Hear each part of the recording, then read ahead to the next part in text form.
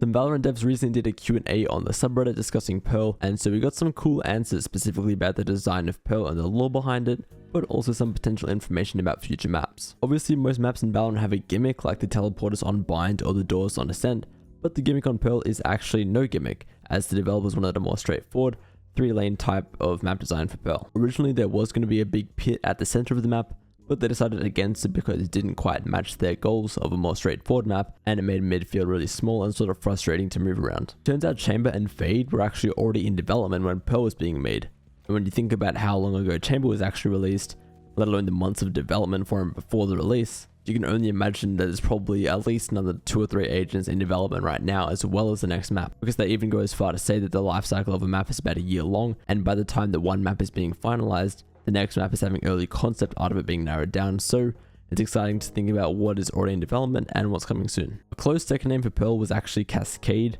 However, in general, Pearl was the more favored name, and I think I agree with the devs here. It seems like there's going to be a dev diaries type video releasing soon for Pearl, so hopefully there'll be some fun behind the scenes content to see there. These 2 responses give me a sense of hope that we could see another map with 3 sites soon. I'm almost definitely reading too much into these, but it is fun to speculate about nonetheless. And of course, we got a question about Valorant getting their own TV show like Arcane, and same response as usual. The priority right now is just making Valorant the best that it can be, but there's no reason why we couldn't get something like that way down in the future. Now onto some of the more lore-based questions. The Garden of Heroes on Pearl celebrates the agents of Valorant Legion on Omega Earth, and apparently there are going to be some more clues coming about what the Legion actually did to be idolized by the people. Supposedly we'll see more of Atlas, which were like the police type people in the latest cinematic soon, so that sounds promising, and seeing what they're actually about, what the deal is with Atlas. They said that the Omega Earth has been affected by some severe climate change, which is evident with Pearl being entirely underwater, and these impacts have actually been felt across the entirety of Omega,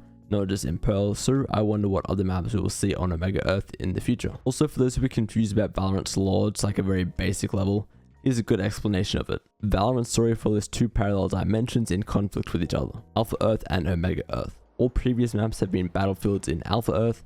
The agents from Omega have been attacking Alpha's home turf, so Alpha's version of Valorant has had to come to their defense. Pearl is the very first map set in Omega Earth, the rival reality, so Alpha's Valorant Protocol are going on the attack for the first time, finally bringing the fight to their enemy. So those were some of the highlights of the latest AMA, and yeah, hopefully you found some of those things interesting.